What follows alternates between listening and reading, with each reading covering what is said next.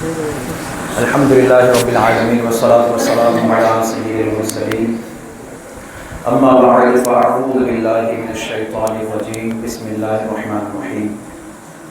میرے ساتھ مل کر درود سلام کی یہ 4 لائنیں پڑھ لیجیے۔ پڑھیے صلاۃ والسلام علیک یا رسول اللہ وعلی آلک واصحابک یا حبیب اللہ، الصلاۃ والسلام علیک یا نبی اللہ وعلی آلک واصحابک یا نور اللہ۔ آئیے کچھ انشاءاللہ سننے کی سعادت حاصل کرتے ہیں۔ نبی رحمت شفیع امت صلی اللہ علیہ وسلم کی بارگاہ عالی میں درود و سلام پیش کرنے کے بے شمار فضائل و برکات ہیں۔ حضور نے فرمایا کہ جس کے سامنے میرا ذکر ہو اور وہ مجھ پر درود نہ پڑھے، تحقیق وہ بدبخت ہو گیا۔ ایک مرتبہ درود پاک پڑھیے۔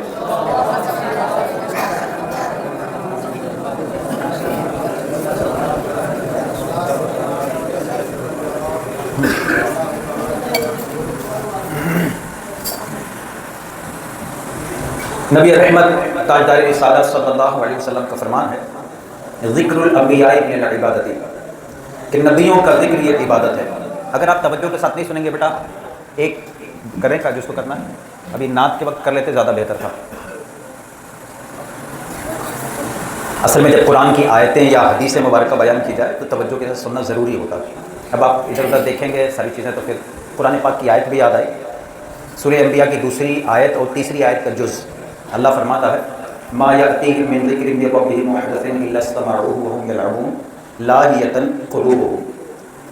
میرے آقا اعلیٰ حضرت عظیم البرکت عظیم المرتبت پروان شمع رسالت مجدد دین و ملت مولانا شاہ امام احمد رضا خان علیہ رحمۃ الرحمٰن کنز ایمان شریف میں اس کا ترجمہ کچھ اس طرح سے کرتے ہیں کہ اور جب ان کے رب عز و جل کے پاس سے انہیں کوئی نئی نصیحت آتی ہے تو یہ اسے نہیں سنتے مگر لاہیۃ قلوبہم، مگر کھیلتے ہوئے۔ تو ان کے دل لاہیۃ قلوبہم، کھیل میں پڑے ہوئے۔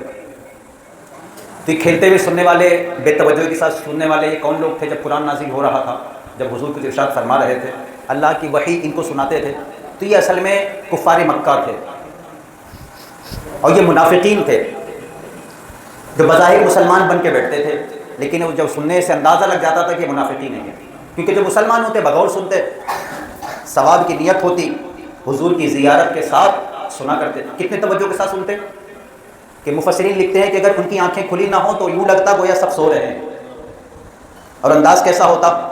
حضور کو دیکھتے رہتے ٹکٹی باندھ کے۔ اس دیکھنے کو اعلیٰ حضرت امام اہل سنت نے اپنے کلام میں ایک جگہ ذکر کیا اور کہا، خدا ان کو کس پیار سے دیکھتا ہے۔ کن کو؟ حضور کی بات نہیں ہو رہی، جو حضور کو دیکھ رہے ہیں ان کی بات ہو رہی ہے۔ خدا ان کو کس پیار سے دیکھتا ہے، جو آنکھیں ہیں محو لقائے محمد، جو آنکھیں ہیں محو لقائے محمد صلی اللہ علیہ وسلم۔ تو اللہ تعالیٰ ان کو بڑی پیار سے دیکھتا ہے، اس لیے کہ حضور کو دیکھ رہے ہیں۔ تو جو پیار سے حضور کو دیکھے اللہ انہیں پیار سے دیکھے، تو جو حضور کا ذکر پیار سے سنے تو اللہ انہیں بڑے پیار سے ذکر کرے۔ فاذکرونی اذکرکم، تم میرا ذکر کرو میں تمہارا چرچا کروں۔ تو اللہ بڑے پیار سے تمہارا فرشتوں کے سامنے ذکر فرمائے۔ تو توجہ کے ساتھ سنیں۔ تو حضور نے فرمایا کہ ذکر الانبیاء من العبادتی، کہ نبیوں کا ذکر یہ عبادت ہے۔ آگے فرمایا وذکر الصالحین کفارہ، اور نیکوں کا ذکر کرنا یہ گناہوں کا کفارہ ہے۔ تو ہم انبیاء کا بھی ذکر کریں گے، سید الانبیاء صلی اللہ علیہ وسلم کا بھی ذکر کریں گے، اور نیکوں کا ذکر بھی کریں گے، ہے نا؟ تو انشاءاللہ ثواب ملے گا، گناہ معاف ہوں گے، دل روشن ہوگا، دل میں اولیاء کی محبت، حضور کی محبت پیدا ہوگی، کچھ نہ کچھ سیکھتے جائیں گے۔ اور جن کا ذکر سننے جا رہے ہیں، ان کے ذکر کی خصوصیت یہ ہے کہ جو ان کے ذکر کو سنے یا ان کی سیرت کو پڑھے، لازماً اپنے اندر عشق رسول میں اضافہ پاتا ہے۔ قرآن پاک کی مشہور ترین آیت مبارکہ ہے، اللہ فرماتا ہے الا ان اولیاء اللہ لا خوف علیہم ولا هم یحزنون، کہ بے شک خبردار جو اللہ کے اولیاء ہیں، اللہ کے پیارے ہیں، اللہ کے دوست ہیں، اللہ کے محبوب ہیں، انہیں نہ کچھ خوف ہوگا اور نہ یہ غمگین ہوں گے، تو یہ بے خوف ہوں گے۔ یہ آیت مبارکہ قیامت کے دن کے بارے میں، جن کے بارے میں کہا نا بہار شریعت میں لکھا کہ اللہ کے ایسے بندے بھی ہوں گے کہ وہ 50,000 سالہ دن جن کے لیے اتنا محسوس ہوگا جتنا 2 رکعت نماز میں وقت لگتا ہے۔ بلکہ اس کے آگے بھی لکھا، آپ لکھتے ہیں کہ جیسے پلک جھپکنے میں وہ دن گزر جائے گا۔ وہ کون لوگ ہیں؟ یہ وہی اللہ کے اولیاء، وہ ہمارے اکابرین بزرگان دین کہ جن کو اللہ نے اپنا بنا لیا، ان کے سروں پر ولایت کا تاج سجا دیا۔ تو جو اللہ کے ولی ہوتے ہیں یہ بے خوف ہوتے ہیں۔ یہاں پہ مفسرین نے ان کو آخرت میں بھی بے خوف اور غم سے آزاد فرمایا، اور ساتھ نے فرمایا کہ دنیا میں بھی ان کا یہی حال ہوتا ہے۔ دنیا میں بھی دنیا میں بھی ان کا یہی حال ہوتا ہے کہ دنیا میں یہ سوائے رب سے کسی کے نہیں ڈرتے، کسی سے، رب کے علاوہ کسی سے نہیں ڈرتے۔ تو یہ اللہ کے اولیاء ہیں۔ یہ آیت تو آپ نے بارہا سنی، لیکن اب اللہ کے ولی کہتے کسے ہیں؟ کیا اللہ کے ولی ہونے کے لیے سید ہونا شرط ہے؟ یا جو ولی ہے اس کا باپ کا ولی ہونا شرط ہے؟ کسی بڑے پیر کا مرید ہونا شرط ہے؟ بہت بڑا فقیہ مجتہد مفتی ہونا شرط ہے؟ یہ جاننے کی ضرورت ہے۔ اللہ پاک اسی آیت کے بعد فرماتا ہے الذین آمنوا وکانوا یتقون، فرمایا وہ جو ایمان لائے، الذین آمنوا، وہ لوگ جو ایمان لائے۔ اب یہ الذین آمنوا کی تفسیر سے یہاں پر مفسرین کہتے ہیں کہ جو صحیح العقیدہ مسلمان ہو، ولی کے لیے بنیادی شرط صحیح العقیدہ مسلمان ہونا ضروری ہے۔ وہ جو مسلمان صحیح ہوگا، جس اس مسلک مذہب کا پابند ہوگا جس پہ صحابہ تھے، تابعین تھے، تبع تابعین تھے، اکابرین اولیاء کاملین تھے، مجتہدین تھے، تو جو اس مذہب پر ہے وہ صحیح العقیدہ ہے۔ اسی لیے ہم آج کے زمانے کے اندر کہتے ہیں کہ جو اعلیٰ حضرت امام اہل سنت پر معترض ہے، یہ اچھا میں اپنی ذمہ داری سے کہہ رہا ہوں، کوئی اگر اس پر بات کرنا چاہے، وہ چاہے رات کے اندھیرے میں بات کرے چاہے دن کے اجالے میں بات کرے، بات ممکن نہیں ہو کر کے گزر جائے۔ جو اعلیٰ حضرت عظیم البرکت پر آج کے دور کے اندر کی بات کر رہا ہوں کہ اگر معترض ہے، اعتراض کرتا ہے، بس سبب علم اعتراض کرتا ہے، بس سبب مسلک اعتراض کرتا ہے، نظریات و عقائد کے سبب اعتراض کرتا ہے، اس کی بات کر رہا ہوں۔ اگر کوئی معترض اعلیٰ حضرت کی ذات پر ہے، اس کی سنیت مشکوک ہے، اس کی سنیت میں شک و شبہ ہے، کہیں نہ کہیں وہ ناصبی ہو سکتا ہے، خارجی ہو سکتا ہے، رافضی ہو سکتا ہے۔ کچھ نہیں ہوا تو کچھ نہیں ہوا تو کم از کم نجاست غلیظہ تو کہنے دیجئے کہ وہ تفضیلی ضرور بنا ہوگا، اتنا تو ضرور ممکن ہے، پوری ذمہ داری کے ساتھ۔ اور عقل میری کام کر رہی ہے، کھاتا پیتا ہوں، مجھے پتا کیا کھانا ہے کیا نہیں کھانا، اس وجہ سے آپ کو بتا رہا ہوں، بالکل سیدھی سی بات ہے۔ اعلیٰ حضرت کی ذات پر معترض ہے اگر کوئی تو اس کی سنیت مشکوک ہے۔ بات چلی صحیح العقیدہ ہونے کی۔ اعلیٰ حضرت کے مسلک و مذہب میں آپ دیکھیں گے، پڑھیں گے، جو ہمیشہ سے رہا ہے، کوئی نئی بات نہیں، وہ صحابہ کرام کا ادب کرنے والے ہیں۔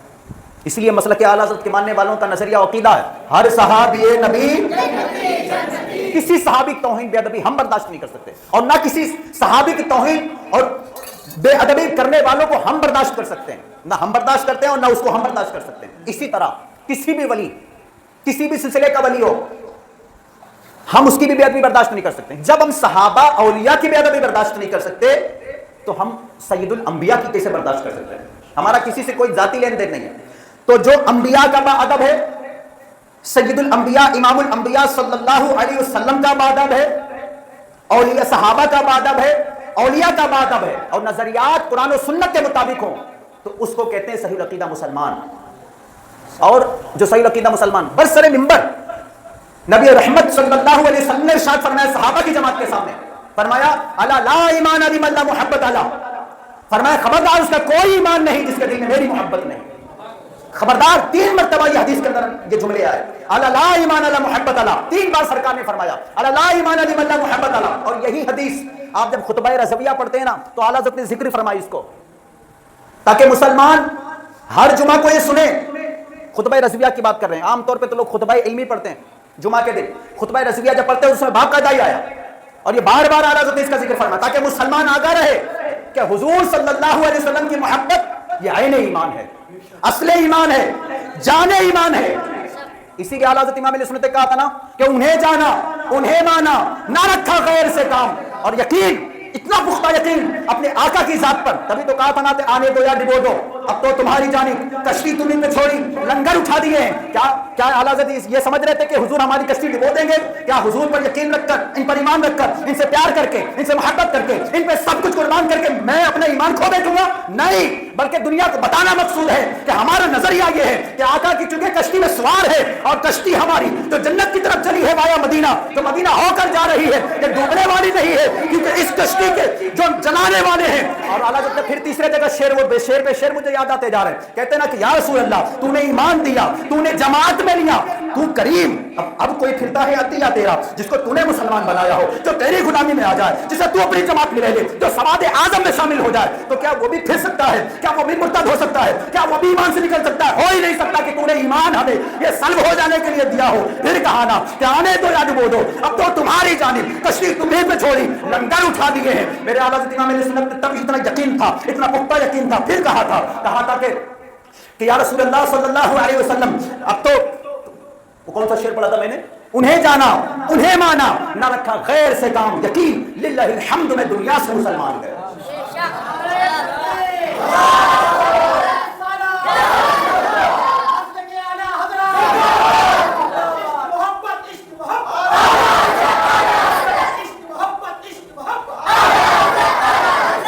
اللہ لا ایمان لمن لا محبت اللہ، سورہ فتح آیت نمبر 9، اللہ فرماتا لِتُؤْمِنُوا بِاللَّهِ وَرَسُولِهِ وَتُعَزِّرُوهُ وَتُوَقِّرُوهُ وَتُسَبِّحُوهُ بُكْرَةً وَأَصِيلًا۔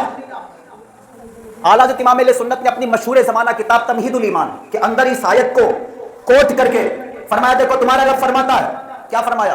اعلیٰ حضرت تمہید الایمان کے اندر یہ آیت کوٹ فرمائی، سورہ فتح آیت نمبر 9، فرمایا دیکھو تمہارا رب فرماتا لِتُؤْمِنُوا بِاللَّهِ، کہ لوگوں تاکہ تم ایمان لے آؤ اللہ پر، وَرَسُولِهِ اور اس کے رسول پر، وَتُعَزِّرُوهُ، اب یہ جو ہاں کی ضمیر یہاں پر واحد کی ہو گئی، اب اللہ نے اپنا ذکر نہ فرمایا، سمجھو بات کو، تاکہ تو ایمان لے آؤ اللہ اس کے رسول پر، وَتُعَزِّرُوهُ وَتُوَقِّرُوهُ، آؤ تعظیم اور توقیر کرو۔ جب تعظیم کی، توقیر کی، ناموس کی، عزت کی، اللہ نے بات کی تو اپنی طرف منسوب نہ کیا، نسبت کو اپنی طرف نہ کیا، ضمیر قرآن کی ادھر کی طرف راجع نہ ہوئی، ادھر نہ ہوتی، واحد کی ضمیر استعمال فرمائی۔ اللہ فرماتے وَتُعَزِّرُوهُ وَتُوَقِّرُوهُ، اور تعظیم کرو، اللہ تعظیم و توقیر کرو اس کے رسول کی۔ تو پتا چلا کہ ایک طرف تو اللہ اس کے رسول پر ایمان لے آیا، جب بندہ اللہ پر ایمان لیا، پھر کہا تیسری مرتبہ، 3 اسٹیپ اس کے اندر بنیں گے، اللہ اس کے رسول پر ایمان لاؤ، تعظیم و توقیر کرو رسول کی، وَتُوَقِّرُوهُ وَتُسَبِّحُوهُ بُكْرَةً وَأَصِيلًا، اور اللہ کی صبح شام پاکی بیان کرو، اللہ کی عبادت کرو۔ تو پہلے نمبر پہ ایمان، آخر میں عبادت، بیچ میں تعظیم مصطفیٰ، ادب مصطفیٰ، احترام مصطفیٰ، یہ بیچ کے اندر کیوں رکھا؟ تاکہ کوئی یہ نہ کہے کوئی اللہ پر ایمان لا کے نجات پا جائے گا، نہیں پائے گا۔ اللہ پر ایمان لانے کے ساتھ ساتھ رسول پر ایمان لے آنا ہوگا، اور کوئی اللہ پر ایمان رکھتا ہے لیکن رسول پر بھی ایمان رکھتا ہے، تعظیم نہیں کرتا، صرف اللہ کا رسول مانتا ہے، پیار نہیں کرتا، محبت نہیں کرتا، احترام نہیں کرتا۔ اعلیٰ نے فرمایا مسلمانوں دیکھو کتنی خوبصورت ترتیب جمیل ہے، اعلیٰ تمہید الایمان کے اندر یہ الفاظ آپ نے ذکر فرمایا، کتنی خوبصورت ترتیب جمیل، ایک جمیل کتنی خوبصورت ترتیب سے اللہ نے پہلے ایمان ذکر فرمایا، ایمان کے بعد جب تعظیم و توقیر کی بات کی، جب پیار کی بات کی تو اپنی طرف بات نہ کی بلکہ صرف مصطفیٰ کی بات کی کہ تمہیں مصطفیٰ کی تعظیم کرنی ہوگی۔ جس نے مصطفیٰ کی تعظیم کی ہے یقیناً وہ رب کا عزت کرنے والا ہوگا، کیونکہ مصطفیٰ کی تعظیم سے رب کی عزت پائی جائے گی۔ ہمیں اللہ کے بارے میں بتایا کس نے ہے؟ رسول اللہ نے بتایا ہے، اللہ کی عظمت کے بارے میں، اس کی شان کے بارے میں، اس کی عظمتوں کے بارے میں، اس کی بلندیوں کے بارے میں بتانے والا کون ہے؟ میرے مصطفیٰ ہے، اس لیے مصطفیٰ کی عزت ضروری ٹھہرے گی، مصطفیٰ پر یقین کرنا ضروری ٹھہرے گا۔ اگر کوئی مصطفیٰ کے دامن کو خدا کا یہی ہے در، نہیں اور کوئی مفر مکر، تو وہاں سے ہو، یہی آتے ہو، تو یہاں نہیں تو وہاں نہیں۔ نجات کی کوئی راہ نہیں، نجات ممکن نہیں، نجات پائی نہیں جا سکتی جب تک کہ تعظیم و توقیر نہ ہو۔ عبادت کسی کام کی نہیں تعظیم و توقیر کے بغیر، ایمان کسی کام کا نہیں تعظیم و توقیر کے بغیر، کیونکہ قرآن نے واضح طور پر کہا تعظیم و توقیر درمیان میں رکھ کے عبادت پیچھے رہے گی، ایمان آگے رہے گا، لیکن تعظیم و توقیر نہیں تو آگے والا بیکار جائے گا، تعظیم و توقیر نہیں تو پیچھے والا بیکار جائے گا۔ تعظیم و توقیر کو درمیان میں رکھنے کا مقصد یہ ہے، تبھی تو اعلیٰ حضرت کا تمہارا رب فرماتا ہے، کتنے خوبصورت انداز سے بیان فرما دیا۔ اب بات تھی صحیح العقیدہ مسلمان ہونے کی، کہ صحیح العقیدہ مسلمان تو صحیح العقیدہ مسلمان وہ ہے کہ جو حضور سے سچی محبت رکھے، ان سے ان کا ادب و احترام احترام عزت پیار اس کے دل کے اندر ایسا جان گزی ہو جائے کہ اپنے ماں باپ سے زیادہ پیار کرتا ہو. اور یہ بخاری شریف کی حدیث باقاعدہ کتاب الایمان کے اندر موجود ہے. لا یؤمن احدکم حتی احب الیہ، یہ سرکار مدینہ صلی اللہ علیہ وسلم نے ارشاد فرمایا کہ تم میں کوئی مومن نہیں ہو سکتا جب تک کہ اس کے نزدیک وولدہ ووالدہ والناس اجمعین، میں اس کے والد سے زیادہ، اس کے ماں باپ سے زیادہ، اس کی اولاد سے زیادہ، حتیٰ کہ اس کی جان سے زیادہ میں محبوب اور پیارا نہ ہو جاؤں. اسی لیے اعلیٰ امام اہل سنت نے کہا تھا نا، آپ کے جملے کیا تھے؟ آپ نے کہا کہ اللہ کی سرتابہ قدم شان ہے یہ.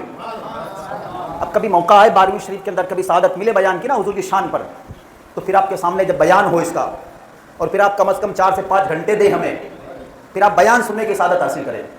اللہ کی قسم کھا کہتا ہوں، اگر حضور کی محبت میں آپ کی آنکھوں سے آنسو نہ بہیں، اور حضور کی محبت میں دل روشن ہو کے ایک دم وہ کھل کے گلاب نہ بن جائے، کہ سنانے والا چاہیے، اور وہ سنانے والا جو اعلیٰ حضرت کا دامن تھام کے سنائے گا، جو امیر علیہ سنت کی غلامی میں سنائے گا، انشاءاللہ عز و جل وہ سنانے والا سنائے گا، اور ایسی محبت والا سنے گا، اس کا دل کیا ہوگا پتہ ہے؟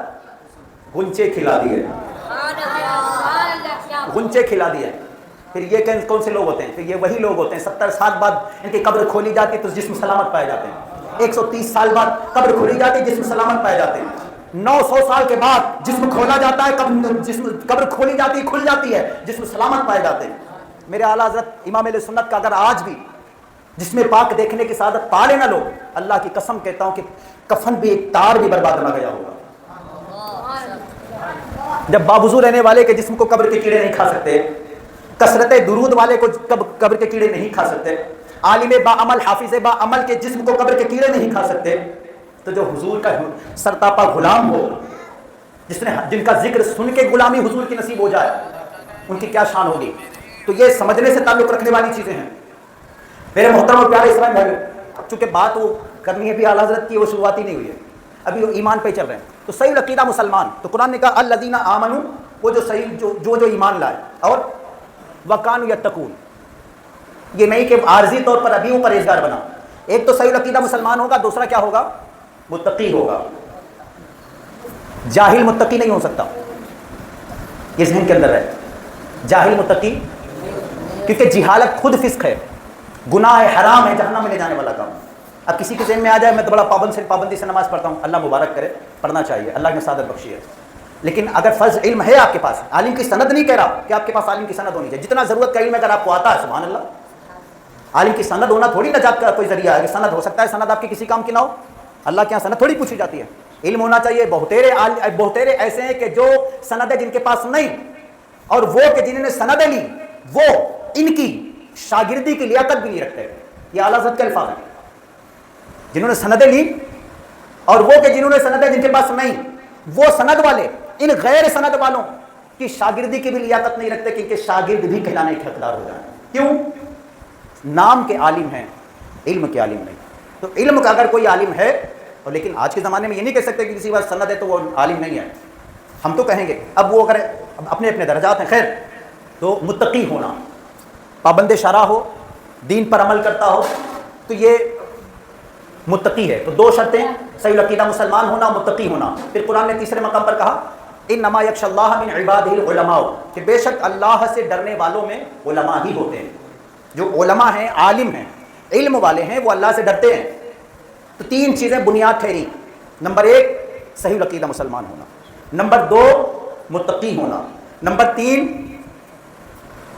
علم، عالم ہونا، اپنی ضرورت کا اس کو علم ہونا. یوں سمجھ لیں آپ. تو جو یہ ہے وہ ولی ہے. وہ مطلب کہنے کا کہ ولی کی 3 شرطیں ہیں. ہر عالم ولی نہیں ہوتا، لیکن ہر ولی عالم ضرور ہوتا. ٹھیک ہے. تو یہ 3 چیزیں ضرور ٹھہری. اب اس میں سید ہونا یا اس طرح کوئی مسئلہ نہیں ہے. سید ہو، ایک بڑے نیک متقی پرہیزگار اور بہت بڑے عالم، ان کا واقعہ یاد آیا. بریلی شریف کا واقعہ ہے کہ محلہ جسولی کے اندر ایک موقع پر ایک بزرگ ہیں، وہ اپنے گھر کے اندر تشریف لے جا رہے ہیں. باہر کوئی غیر مسلم جادوگر وہ اپنے جادو سے، اپنے شعبدے سے ایک منظر دکھا رہا ہے. منظر وہ یہ ہے کہ برتن میں 3 سے 4 کلو پانی، اور وہ کچے دھاگے میں وہ اٹھا لیتا ہے. کچے دھاگے میں 3-4 کلو پانی یا قریب کچے دھاگے میں اٹھا لیتا. یہ مجمع لگا دیکھ رہا ہے بڑے تعجب کے ساتھ. بہت عجیب سی بات تھی کہ کیسے ممکن ہے کچے دھاگے میں اتنا زیادہ پانی، وہ بھی برتن کے اندر اٹھا رہا ہے. تو وہ بزرگ پوچھ بیٹھتے ہیں کہ آخر یہ مجمع کس بات کا ہے، کیا لوگ دیکھنا چاہ رہے ہیں، کیا دکھایا جا رہا ہے وہاں پہ. تو ان سے عرض کی گئی کہ حضور ایک جادوگر ہے غیر مسلم، جو وہ اس طرح سے وہ پانی کا برتن جو ہے وہ کچے دھاگے سے اٹھا رہا ہے وہ. تو وہ تشریف لے آئے. چلو میں بھی دیکھتا ہوں. آئے اور اس سے کہا کہ تم ہی دکھا رہے ہو یہ؟ ہاں. کہیں گے اس کے علاوہ بھی کوئی چیز تم اٹھا سکتے ہو؟ کہیں گے ہاں بتائیں کیا اٹھانا ہے مجھے. اس نے کہا تو آپ نے فرمایا اچھا اٹھا سکتے ہو، اس کے علاوہ بھی چیز اٹھا سکتے ہو؟ ہاں. تو آپ نے فرمایا یہ میری جوتی. پیر سے نکال دی کہتے ہوئے جوتی سامنے رکھ دی اور کہنے لگے وہ برتن جو اٹھا رہے ہو تم، اب یہ جوتی ہے، یہ جوتی اٹھانا تو الگ کی بات ہے، وہ ناگرا جوتی تھی، اس کو تم ہلا بھی نہیں سکتے. اٹھانا تو الگ کی بات ہے، اسے ہلا بھی نہیں سکتے. وہ بڑے تعجب میں کہے یہ کیسی بات ہو سکتی ہے، ابھی یہ تو میں چٹکیوں کا میرا کام ہے. اب وہ جادوگر جو ٹھہرا تو اس نے بہت کوشش کی. واقعی وہ اٹھانا تو ایک الگ کی بات ہے، کچے دھاگے سے وہ ہل بھی نہ سکی. پھر آپ نے اپنی جوتی پہن لی. پھر انہوں نے فرمایا کہ اچھا چلو جو تم برتن اٹھا رہے تھے اسی برتن کو اٹھاؤ. اب وہ برتن بھی نہ ہلے. بڑے تعجب کی بات ہے، مجمع دیکھ رہا ہے، بڑا مجمع موجود ہے، غیر مسلم بھی موجود ہے، مسلم بھی موجود ہے، دیکھنے والے دیکھ رہے ہیں. اور ایک یہ نورانی چہرے والے بزرگ آ کے کہہ رہے ہیں، اور انہوں نے کیا کمال کر دیا کہ جوتی نکالی، جوتی اٹھانا کی الگ کی بات ہے، وہ ہلا بھی نہیں پا رہا ہے. اور جو برتن ابھی تک اٹھا رہا تھا وہ بھی نہیں اٹھا پا رہا، اور وہ ہل بھی نہیں رہا ہے. تو یہ مبارک کرامت اور آپ کی شان دیکھ کر وہ غیر مسلم جادوگر اسی وقت آپ کے قدموں پہ گر کے کلمہ پڑھ کے مسلمان ہو جاتا. انہی بزرگ کی بارگاہ میں ایک واقعہ بھی آپ کو دلچسپی بڑھ رہی ہوگی کہ یار کون سے بزرگ ہیں یہ، کون سے بزرگ ہیں یہ جو مطلب اسی شان والے ہیں. تو ایک شیخ حبیب الرحمان صاحب تھے، یہ لاہور کا واقعہ ہے. جس کتاب کے اندر میں نے پڑھا اس کتاب کے اندر لکھا کہ اس وقت جب کتاب لکھی گئی ان کی زبانی بیان تھا یہ، تو یہ 63 سال اس وقت ان کی عمر تھی. بچپن میں ان کو نمونیا ہو گیا، بیماری لگ گئی، جس کی وجہ سے ان کا انتقال ہو گیا. اب یہ 63 سال اس وقت تھے لیکن اس وقت انتقال ہو گیا، چھوٹے پر بچپن میں بالکل انتقال ہو گیا. اب کسی نے جو ہے اب جن کی دعاؤں سے، وہی بزرگ جن کے بھی بات کی، تو ان بزرگ کی دعاؤں سے یہ پیدا ہوئے. اب ان کے گھر میں ایک لوتا بیٹا، بڑی منتوں منتوں کے بعد یہ ملا تھا. اب وہ کوہرام مچ گیا گھر کے اندر. اب وہ شیخ حبیب الرحمان صاحب کہتے ہیں کہ میرے والدین ان دنوں ان بزرگ کے زیر سایہ ان کے پڑوسی تھے، یعنی کچھ مکان چھوڑ کے ان کے محلے میں ہی رہتے تھے. ان کی ماں پہنچ گئے روتے ہوئے کہ حضور آپ ہی کی دعاؤں سے ملے تھے، میرا تو بچہ چلا گیا دنیا سے، میرا کون ہے، کون میرا سہارا بنے گا، اب کیا ہوگا. بھائی بڑا روئے دھوئے ہوا عورت بوڑھی. بہرحال آپ کا دل بھرا آیا اور تشریف لے گئے. جب گئے تو جا کے لوگوں نے سمجھا شاید عیادت کے لیے آئے ہوئے، وہ تعزیت کے لیے آئے ہوئے، تعزیت کے لیے تشریف لائے ہوئے. تو آپ نے فرمایا کہ مجھے وہاں لے چلو اور پردہ کرو. چونکہ میت وغیرہ کے معاملات ہوتے ہیں تو پھر بے پردگی بہت زیادہ ہوتی ہے، تو وہ پھر وہ فوراً پردے کے معاملات کرائے گئے اور اندر تشریف لے گئے. اور جا کے بسم اللہ پڑھ کر چہرے سے اس کے کپڑا ہٹایا اور کہا کہ کیوں سو رہا ہے اس ٹائم، اٹھ دیکھ تیری ماں تجھے بلا رہی ہے. جیسے یہ جملے کہے اس کے ہونٹوں پر مسکراہٹ اور فوراً اٹھ کے بیٹھا. وہ شیخ حبیب الرحمان صاحب خود ہیں وہ جن کی بات عرض کر رہا ہوں. کتاب جب لکھے گئے اس وقت 63 سال کی ان کی عمر تھی اور یہ بچپن میں یہی انتقال کر گئے تھے نمونیا کی بیماری کی وجہ سے. وہ فوراً اٹھ کے بیٹھے. پھر وہ فوراً جب دوڑے اپنی ماں کی طرف تو ماں نے بڑا پیار جتایا اور یہ آپ کی مبارک کرامت دیکھ کر لوگ ہرشش کر اٹھے. بہت سارے سلسلے بیعت ہوئے، آپ سے مرید ہوئے. اور آپ کو پتا ہے کہ یہ بزرگ جنہوں نے بچپن میں مردے کو زندہ کر دیا، اب وہ بزرگ جو جادوگر عامل تھا، جن کو الحمدللہ یہ سعادت ملی کہ آپ کے قدموں پر توبہ کی سعادت پا کر اسلام میں داخل ہوا. یہ پتہ ہے کون ہے؟ یہ ہمارے میرے پیر صاحب کے، آپ سب کے، میرے آقا اعلیٰ حضرت عظیم البرکت عظیم المرتبت پروانِ شمع رسالت مجدد دین و ملت پیر طریقت باعث خیر و برکت قاطع نجدیت حضرت الشاہ امام احمد رضا خان علیہ رحمۃ الرحمان، سنیوں کے امام، ہم سب کی جان، اہل سنت کی پہچان، مولانا احمد رضا خان صاحب کی. تو اعلیٰ حضرت خالی کوئی مولوی نہیں تھے، با کرامت ولی تھے، با کرامت ولی. اور آپ کے یہ ولایت کے چرچے بہت رہے. بعض لوگ معترض ہیں، میں نے کہا سنت مشکوک ہے، کیونکہ جو اللہ کے کسی ولی کی مخالفت کرے اس لیے وہ تباہ ہے، اس لیے سنت مشکوک ہے، اس لیے ان کے ایمان پر شدید خطرہ ہے کہ شیطان آج گمراہ کر کے رکھا ہوا ہے، ان کو آج سنت سے نکال رہا ہے، کہیں ایسا نہ ہو کہ ان کا ایمان بھی چلا جائے. ان سے اعتراض کرنے والوں کے ایمان برباد ہونے کے پورے چاند سے یہ برباد ہو سکتے ہیں. اس لیے بخاری شریف کی حدیث قدسی ہے، اللہ پاک کے حبیب صلی اللہ علیہ وسلم فرماتے ہیں کہ اللہ نے ارشاد فرمایا من عادنی ولیا فقد آذنتہ بالحرب. اللہ نے فرمایا کہ جس نے میرے کسی ولی کے کسی مخالفت کی اس کو میں جنگ کا اعلان کرتا ہوں. اس کو جنگ کا اعلان ہے. جو کسی ولی کی مخالفت کرے. تو اس لیے میں نے کہا کہ جو ان کی ذات پر اعتراض کرے گا یہ با کرامت ولی ہے. آپ کی شان تو یہ ہے کہ آپ کو 4.5 سال کی عمر کے اندر جب آپ کے استاد قرآن پاک پڑھانے کے لیے آپ کو قرآن پڑھا رہے ہیں ایک جگہ پر, اب چونکہ پہلے آج کی طرح وہ پریس میں قرآن چھپ کے نہیں آتے تھے کہ خوبصورت حروف کے ساتھ لکھ کے آ رہے, جلد چھپ کے آ رہی ہے تمام خوبصورت انداز سے, نہیں اس طرح نہیں تھا, نسخے لکھے جاتے تھے, یہ سلسلہ ہوتا تھا. تو آپ کے استاد صاحب آپ کو ایک جگہ پر قرآن کی آیت میں بار بار زبر پڑھاتے اور اعلیٰ حضرت کی زبان سے بار بار زیر نکلتا ہے.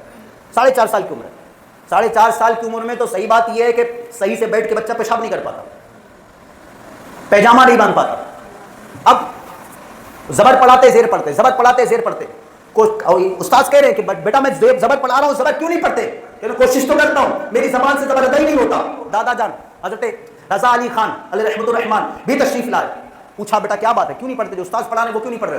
آپ نے فرمایا دادا جان کوشش تو کرتا ہوں کہ وہی نکلے زبان سے, لیکن نہیں نکلتا جو استاد صاحب پڑھا رہے. قرآن منگایا, تقابل کیا, میچ کیا, کمپیئر کیا, تو پتا چلا کہ کاتب کے غلطی سے نسخے میں اس جگہ پر زیر کے بجائے زبر لکھا تھا اور جو اصل تھا وہ زیر ہی تھا.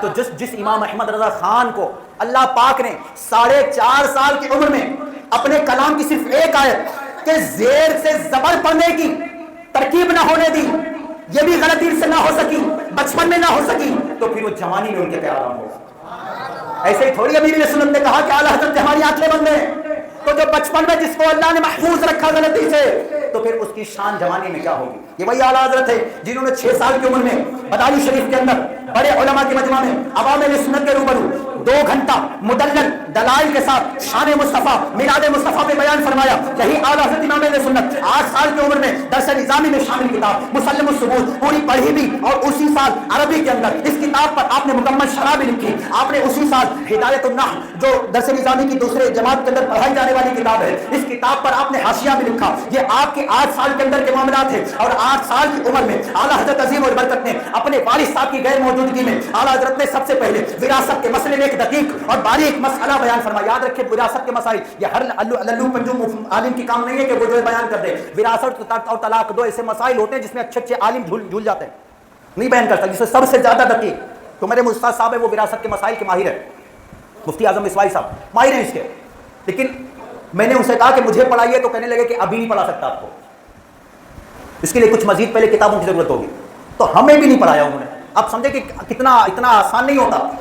8 سال کی عمر میں آپ کے والد صاحب نقی علی خان علیہ رحمۃ الرحمان, اور یہ نقی علی خان صاحب رئیس المتکلمین ہیں, جنہوں نے سورہ علم نشرہ پر اس کی ڈیٹیل پر اس کو کھول کے جسے بیان کرنا نا تفسیر کہلاتا ہے. آپ نے 500 صفحات پر سورہ علم نشرہ کی صرف تفسیر لکھی ہے. ایک ضخیم کتاب دعا کے موضوع پر, آپ نے دعا کے موضوع پر, اب سمجھتے دعا یوں کر لے نکل گئے, ایک باقاعدہ تفسیر سے کتاب لکھی ہے, ان گنت کتب. یہ وہ ہے رئیس المتکلمین نقی علی خان, ان کی غیر موجودگی میں اعلیٰ امام اہل سنت نے 8 سال کی عمر میں وراثت کا مسئلہ سب سے پہلے بیان کیا, فتویٰ لکھا. آپ کے والد صاحب نے آ کر دیکھا تو خوش ہوئے, اتنا خوش ہوئے پیشانی چوم لی, کہنے لگے 8 سال کی عمر اور یہ بس یہ فتویٰ دیا. پھر آپ نے 13 سال 10 ماہ 4 دن کی جب عمر ہوئی, خود الملفوظ کے اندر لکھتے ہیں کہ میں نے رضاعت کا دودھ اگر 2.5 سال سے ایک بچہ نیچے ہو اور کسی دوسری عورت کا ماں کے علاوہ اگر دودھ اتر جائے تو اس کا مسئلہ, آپ نے رضاعت کا سب سے پہلا مسئلہ جو دیا آپ نے جواب, تو یہ 13 سال کی عمر کے اندر دیا. 13 سال میں آپ نے یہ فتویٰ دیا, درست فتویٰ پا کر آپ کے والد صاحب انتہائی خوش ہوئے, اور آپ نے اسی وقت سے آپ کو مفتی کے مسند پہ بٹھایا. تب سے 1340 تک تقریباً جو بھی کتنے سال بنتے ہیں آپ کے 55-56 سال مسلسل فتویٰ نویسی فتویٰ اس پوری زندگی فتوے لکھے. کتنے فتوے لکھے پتہ ہے آپ کو؟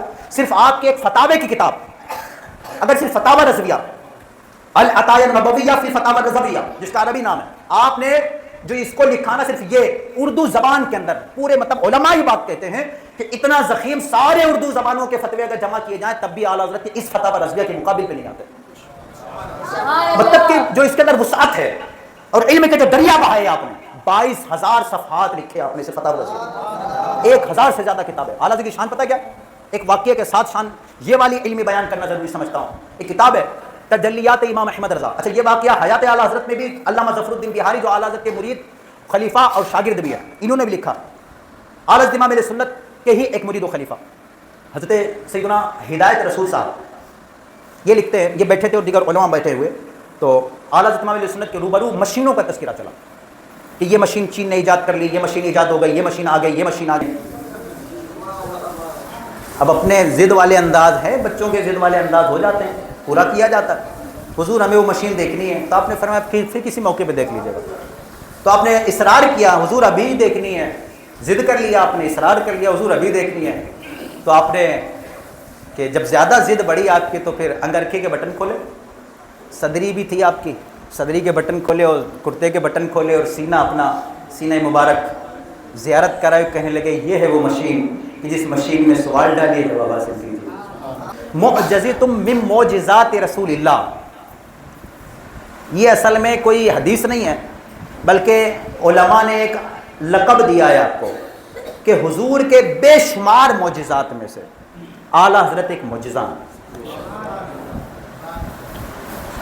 تو یہ معجزات کا سلسلہ داری. اب آپ کی جو سیرت پڑھتے ہیں نا، اب ہمارے یہاں مفتی صاحب سے اگر آپ سوال پوچھنے جائیں نا تو وہ پہلے کہیں گے لکھ کے دیجئے، پھر جواب ملتا ہے. اور طریقہ بھی یہی، ادب بھی یہی ہے، اس طرح لینا چاہیے. لیکن اعلیٰ حضرت کا اپنا انداز ہے. اعلیٰ حضرت کی شان دیکھو. اعلیٰ حضرت امام اہل سنت رحمۃ اللہ تعالی علیہ کے اطراف میں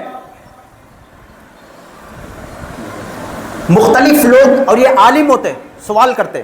اعلیٰ حضرت اپنا بھی تحریری کام جاری رکھتے اور چاروں طرف سے آپ کے اطراف میں لوگ آپ کو گھیرے ہوئے ہوتے اور آپ سے کوئی طلاق کا مسئلہ پوچھتا، کوئی رضاعت کا مسئلہ پوچھتا، کوئی وراثت کا مسئلہ پوچھتا، کوئی نماز کا مسئلہ پوچھتا. مختلف مسائل آپ سے پوچھے جاتے اور اعلیٰ حضرت امام اہل سنت تھوڑا ان کو لکھواتے اور ساتھ میں حوالے بھی دیتے. ہندیہ میں یوں لکھا ہوا ہے، ہندیہ کا جزیہ یہ ہے، اب جناب یہ ہے تو یہ مقصود کا جزیہ یہ ہے، فتاوی خیریہ کا جزیہ یہ ہے، یہاں سے یہ لکھا. اب کمال دیکھیں، آپ اپنا کام بھی جاری ہے. اچھا یہ نہیں ادھر پوچھنا ہے کہ وہ بتائیں آپ کہاں سے لکھوایا تھا آپ کو، یہ نہیں. اب ان کی باری آئے تو پھر آگے بتا رہے ہیں بغیر پوچھے. یہ الفاظ سیرت میں لکھے آپ کے، بغیر پوچھے پھر جواب میں سے شروع کرتے. ادھر والے کو جواب دیا جاتا، پھر ادھر والے کو جواب دیا جاتا، پھر ادھر والے کو جواب یوں چل رہا. امجد علی اعظمی صاحب جب حاضر ہوئے تھے آپ کی بارگاہ میں کہ حضور ایک ترجمے کی حاجت ہے، لوگ ترجمے میں کتنی ڈنڈیاں مارے ہوئے ہیں، کسی غلط غلط ترجمے کیے ہیں، اللہ پاک کی شان میں توہین کے الفاظ کہے ہوئے ہیں اور سرکار مصطفیٰ صلی اللہ علیہ وسلم کی بارگاہ میں اس طرح کے مسائل کیے ہوئے ہیں اور چل رہا ہے سلسلہ.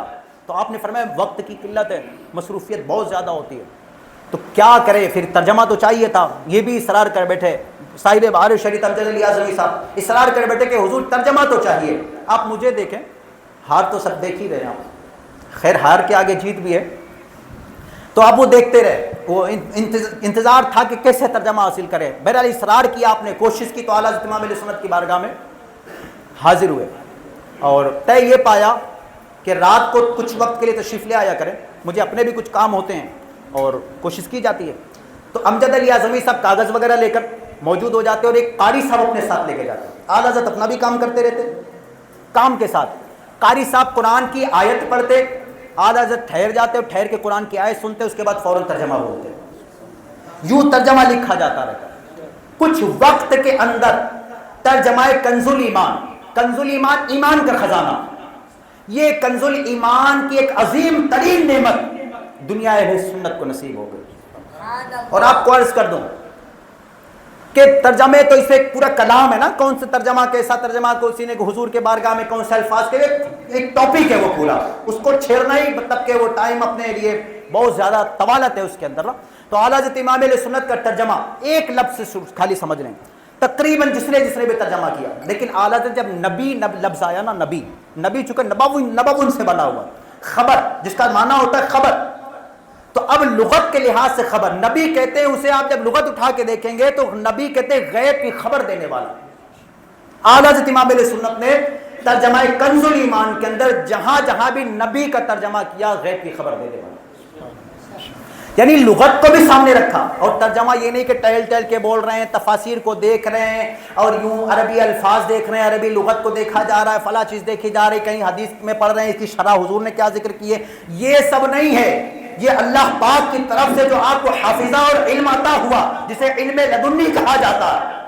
اور 13 سال 10 ماہ میں جو مفتی بنا ہو، یہ اس کی بات ہو رہی ہے. چند علوم کی کتابیں پڑھنے کے بعد آپ کے والد نے آپ کو فرمایا تھا کہ تمہیں بارگاہ مصطفیٰ سے وہ علوم عطا ہو جائیں گے جس کو تم تصور بھی نہیں کر سکتے. یہی وجہ ہے کہ ہم جس فن میں اعلیٰ حضرت امام اہل سنت کو دیکھتے ہیں، جب کوئی علم تفسیر کا ماہر اعلیٰ حضرت کو دیکھتا ہے تو کہتے ہیں یہ تو ہمارے فن کے امام ہیں، یہ تو ہمارے فیلڈ کے بندے ہیں۔ جب کوئی محدث دیکھتا ہے، اصول حدیث والا دیکھتا ہے تو وہ کہتا ہے یہ تو ہمارے فن کے ماہر ہیں۔ کوئی سائنٹسٹ دیکھتا ہے تو کہ اپنے سامنے اعلیٰ حضرت کے بہت بڑا سائنٹسٹ بھی آتا ہے۔ اور جب کوئی جناب اصول فقہ والا دیکھتا ہے، فقیہ دیکھتا ہے تو کہتا ہے یہ تو ہماری فیلڈ کے ماہر ہیں۔ جب اعلیٰ حضرت کو کوئی علم تاریخ والا دیکھتا ہے تو کہتا ہے یہ تو ہماری فیلڈ کے ماہر ہیں۔ جب اعلیٰ حضرت کو علم ریاضی والا دیکھتا ہے کہتا ہے یہ تو ہمارے فن کے ماہر ہیں۔ جب اعلیٰ حضرت امام اہل سنت کو مختلف فیلڈ کے ماہرین دیکھتے ہیں، ہر ایک کہتا نظر آتا ہے یہ تو ہمارے امام نظر آتے ہیں۔ جو ہمہ جہد سب شخصیت ہے اس کا نام امام احمد رضا خان ہے، اور کیوں نہ ہو، جس کے اندر عشق رسول ہو وہ اسی طرح کا ہو جایا کرتا ہے۔ کوئی داغ دہلوی کہتا ہے کہ ملک سخن کی شاہی تم کو رضا مسلم، جس سمت آ گئے ہو سکے بٹھا دیے ہیں۔ اور اپنے تو اپنے ہیں، غیر بھی بولا کرتے تھے۔ ایک ادیب ہے جس کا میں نام لینا مناسب نہیں سمجھتا، زبان گندی کرنا ٹھیک نہیں، ہمارے مسلک کا نہیں ہے، اس نے لائبریری کے اندر باقاعدہ جب اعلیٰ حضرت عظیم البرکت کا یہ کلام دیکھا نا، وہ کلام کون سا تھا؟ وہ کلام یہ تھا، ہدایت بخشش کے اندر موجود ہے کہ طوبیٰ میں جو سب سے اونچی نازک سیدھی نکلی شاخ، مانگوں نعت نبی لکھنے کو روح قدس سی ایسی شاخ۔ کہتا یہ کہ یہ جو تخیل پیش کیا اس شعر کے اندر، یہ کوئی ایسا بندہ ہو ہی نہیں سکتا جو زمین پہ بیٹھ کے کلام لکھے، ممکن ہی نہیں ہے۔ کون سی شخصیت ہے اس شعر سے متاثر ہوا؟ اور شخصیت آپ سوچو تو صحیح، بڑے بڑے شعراء کے تخیلات وہاں مطلب سوچ بھی نہیں سکتے، وہاں پہنچ ہی نہیں سکتے جو اعلیٰ حضرت شعر کے اندر بیان کیا۔ کیا؟ طوبیٰ میں جنت کا سب سے وسیع ترین درخت، طوبیٰ سب سے شان والا سب سے بڑا درخت، اعلیٰ حضرت کہتے ہیں طوبیٰ میں جو سب سے اونچی شاخ، طوبیٰ میں جو سب سے اونچی، وہ بھی کون سی شاخ؟ نازک۔ کیسی ہو؟ سیدھی۔ طوبیٰ میں جو سب سے اونچی نازک سیدھی نکلی شاخ۔ مانگ رہے ہیں کس سے؟ کس سے مانگ رہے ہیں پتہ ہے؟ جنہوں نے کہا تھا کہ سبھی میں نے چھان ڈالے تیرے پائے کا نہ پایا، سبھی میں نے چھان ڈالے تیرے پائے کا نہ پایا، وہ کہہ رہے ہیں، ان سے کہا جا رہا تھا تم ہی نے ہو، تم تو بھائی سارے انبیاء کی بارگاہ میں حاضریوں کی سعادت پائی ہے، اے جبریل تم نے تو جو خاک چھان ڈالی ہے حضور کی طرح نہیں پایا نا، تو چلو مجھے بھی لا کے دو نا۔ طوبیٰ میں جو سب سے اونچی شاخ نکلی ہے نا، اس کی سب سے سیدھی والی نازک والی اور سب سے بلند جو شاخ ہے وہ شاخ لا کے دو تاکہ میں اپنے محبوب کی نعت لکھوں۔ وہ محبوب ایسے ہیں کہ ان کی اسی قلم سے نعت لکھی جانی چاہیے۔ طوبیٰ میں جو سب سے اونچی نازک سیدھی نکلی شاخ، مانگو نعت نبی لکھنے کو روح قدس سے ایسی شاخ۔ یہ تخیلات کیسے تخیلات ہیں؟ وہ لوگ ویڈیو بنائی تھی ہم لوگوں نے حسن مطلع پر، ایک اچانک یاد آئی بات، حسن مطلع جو شاعر کلام لکھتے نا، پہلا شعر سیم ردیف و قافیہ کے ساتھ 2 لائنیں ہو مطلع کہلاتا ہے، اوپر والا سب سے شعر، اس کے جو دوسرے نمبر پر آتا اگر سیم اسی طرح کا پھر شعر آ جائے اس کو کیسے حسن مطلع۔ اب حسن مطلع لکھنے والوں کی جو تعداد پائی جاتی ہے، بڑے بڑے شعراء جو اساتذہ ہیں شاعروں کے، ان کی بات ہو رہی ہے، کسی نے 5 لکھے کسی نے 6 لکھے، سب سے زیادہ مشہور ہوا جگر مراد آبادی مشہور ہے اس کے معاملے میں، سب سے زیادہ مشہور ہونے والوں میں 8 حسن مطلع لکھنے کی سعادت پائی انہوں نے، 8 سے، یہ بھی 8 سے آگے نہیں بڑھ سکے، 8 سے زیادہ نہیں جا سکے۔ آپ کو پتہ ہے اعلیٰ حضرت عظیم البرکت کی شان کیا ہے؟ اور یہ وہ علم نہیں ہے جو کہیں آپ نے ذانوِ تلمس طے کیا ہو، کسی کی شاگردی میں سیکھا ہو کہ ہاں مجھے یہ شاعری کا فن سیکھنا ہے، علم عروض سیکھنا ہے، نہیں، ایسی کوئی بات نہیں۔ اعلیٰ حضرت عظیم البرکت کو یہ عطیہ ہے حضور کی بارگاہ سے، وہ تخیلات جو حقیقت پر مبنی ہیں اور وہ تعریف جو حضور کی کرنی ہے ایک عاشق رسول کو وہ کر رہے ہیں۔ اعلیٰ حضرت عظیم البرکت نے پتہ ہے کیا لکھا اور کتنے حسن مطلع لکھا؟ 46 حسن مطلع لکھے، سیم ردیف و قافیہ پر ترتیب چل رہی، اور اس کلام کے اندر آپ نے 90 قافیے نبھائے، اور جو تخیل ایک بار آیا وہ دوبارہ تخیل نہیں آیا، دوبارہ نہیں آیا۔ اعلیٰ حضرت کہتے ہیں نا صبح طیبہ میں ہوئی بٹا ہے باڑا نور کا صدقہ لے لے نور کا، آیا ہے دارا نور کا، باغ طیبہ میں، یہ حسن مطلب دوسرا والا، باغ طیبہ میں سہانا پھول پھولا نور کا، مست بو ہے بلبلے پڑتی ہے کلمہ نور کا، 12ویں کے چاند کا مجرا ہے سجدہ نور کا، 12 برجوں سے جھکا ایک ایک ستارہ نور کا، آئی بدعت چھائی ظلمت رنگ بدلا نور کا، ماہ سنت مہر طلعت لے لے بدلا نور کا، تیرے ہی جانب رہا اے جان صحرا نور کا، تو ہے قبلہ نور کا، ابرو ہے کعبہ نور کا، اور تیری نسل پاک میں ہے بچہ بچہ نور کا، تو ہے عین نور، تیرا سب گھرانہ نور کا۔ اعلیٰ حضرت عظیم البرکت اس طرح سے ترتیب سے الحمدللہ 46 حسن مطلب فرماتے ہیں۔ یہ میں اصل میں بریک لگا لگا کے بول رہا ہوں نا، یہاں بھی کلام جاری رہے نا تو تقریباً یہ کلام پورا یہ مجھے آتا ہے۔ یہ اعلیٰ حضرت امام علیہ سنت کا ایک اپنا انداز ہے۔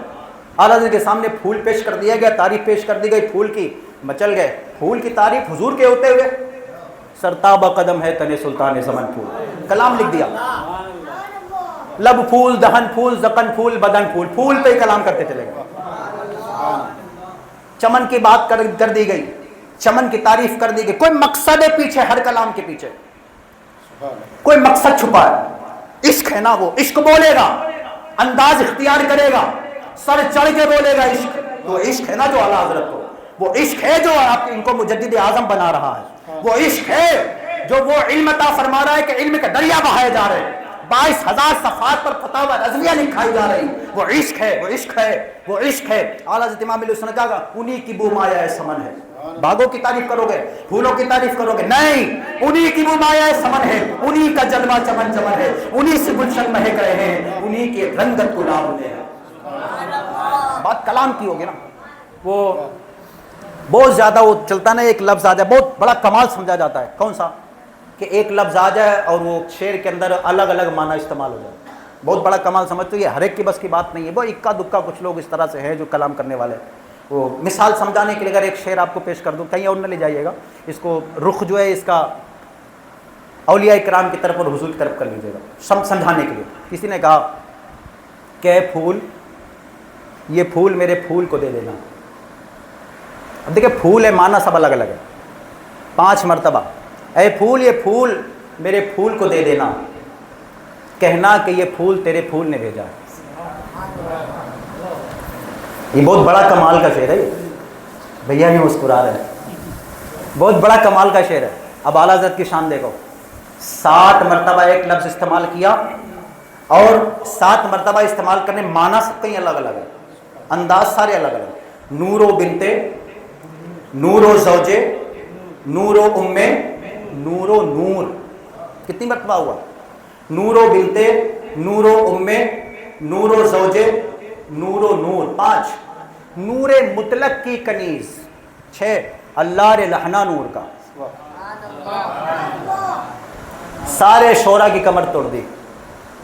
کیا کہیں گے آپ؟ نہ فن سیکھا نہ کچھ، وہی ہے عشق سر چڑھ کے بولتا ہے۔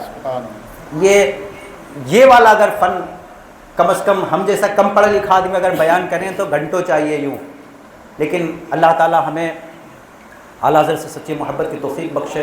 ان کی سیرت جب آپ پڑھتے ہیں نا تو سیرت میں ایک نمایاں پہلو یہ ہے کہ ان کی سیرت پڑھنے والا عاشق رسول بنتا جاتا ہے۔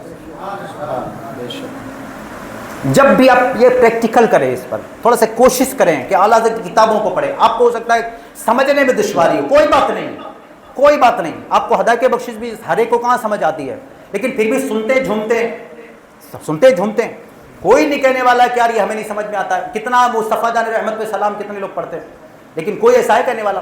ایک بہت بڑا شاعر کہتا ہے مصطفیٰ جان رحمت کے سلام کے بارے میں، ادیب ہے، اس کا بھی نام لینا نہیں چاہتا میں، تو اس نے کہا کہ سارے شعراء کی اردو شاعری ایک طرف، اور 171 اشعار کہے اعلیٰ حضرت نے مصطفیٰ جان رحمت پہ لاکھوں سلام، 171 کہ سارے اردو شعراء کی شاعری ایک طرف، اور احمد رضا بریلوی، یہ اس کے الفاظ ہیں، اس کے انداز پر یہ احمد رضا بریلوی صاحب کے یہ اشعار جو مصطفیٰ جان رحمت پہ لاکھوں سلام، یہ تمام شعراء کے کلاموں کو ایک طرف رکھ دیا جائے اور یہ اس مصطفیٰ جان رحمت پہ سلام ایک طرف رکھ دیا جائے تو اس سلام رضا ان تمام شاعروں کی شاعری پر بھاری ہو جائے۔ کبھی پڑھ کے دیکھیں اس کو، ایک شعر، صرف ایک شعر مصطفیٰ جان رحمت پہ لاکھوں سلام۔ اب جیسے یہ آپ محسوس کریں، یہ گلاب کی پتی ہے، اس کی ذرا چکناہٹ دیکھیں آپ. اچھا گلاب کی بات نہیں ہو رہی ہے, اعلیٰ حضرت کوئی اور پھول کی بات کر رہے ہیں. کتنا مزہ آتا ہے نا نرم ہو تو. اب اعلیٰ حضرت کا شعر سنو. پتلی پتلی گلے قدس کی پتیاں. تو تصور جماؤ آپ, حضور کے مبارک ہونٹوں کا تصور جماؤ. اب پھول یوں کرتے رہو, تصور جماتے رہو. اب پھول یہ والا نہیں ہے, پھول یہ والا نہیں. پتلی پتلی گلے قدس کی پتیاں, ان لبوں کی نزاکت پہ لاکھوں سلام. تو اب یہ اب اس پہ اگر بات کرنا شروع کرنا سلام پر, تو وہی بات ہے کہ کہاں تک کریں, کتنا کرے. تو اللہ تعالیٰ حضور سے سچی محبت ہمیں بخشے اور اعلیٰ حضرت کے دامن سے وابستہ رہیں. مسلک اعلیٰ حضرت حقیقت میں یہ مسلک اہل سنت ہے. دور میں اس دور کے اندر مسلک اہل سنت سے بعض لوگ اپنے آپ کو منسوب کر لیتے ہیں, اس لیے ایک پہچان کے طور پر مسلک اعلیٰ حضرت. اور ایک جملہ جو میں نے پوری ذمہ داری سے آپ کو کہا تھا کہ جو اعلیٰ حضرت پہ معترض ہے علم کی وجہ سے, عقائد کی وجہ سے, یا آپ کے عشق کی وجہ سے, کسی بھی انداز پر اگر اعلیٰ حضرت کی ذات پر معترض ہے تو اس کی سنیت مشکوک ضرور ہے. سیدھی سی بات ہے. کسی کو ہضم نہ ہو وہ علاج کرائے, اپنا ٹیبلٹ لے جا کے, اور امیر اہل سنت کی بارگاہ سے ٹیبلٹ لے لے تو سمجھ آ سکتی ہے, ورنہ آپ کو کوئی علاج کر نہیں سکتا ہے. تو اعلیٰ حضرت پر معترض اگر کوئی ہے, اعتراض کرنے والا, یہ آخری بیان کا میرا پیغام ہے, اگر معترض ہے تو اس کی سنیت مشکوک ضرور ہے, سنیت میں شک و شبہ رہے گا. اس لیے یا تو وہ رافضیت کی بولی میں ہے, یا تو وہ تفضیلیت کی بولی میں ہے, یا کہیں نہ کہیں ناصبیت اور خارجیت اس کا مقدر بنی ہوئی ہے, اور آج گمراہیت کی طرف ہے. اللہ نہ کرے یہ گمراہیت اس کو ایمان کو برباد کر بیٹھے. تو اللہ تعالی ہمیں ایمان پر قائم رکھے, اعلیٰ حضرت کے جو مسلک پر قائم و دائم رکھے, جو بیان میں غلطیاں ہوں معاف فرما کر قبول فرمائے, اور ہمیں توفیق دے کہ ہم تا قیامت اپنے اس مسلک کی خدمت بھی کرتے رہیں. آمین بجاہ النبی الامین صلی اللہ علیہ وسلم.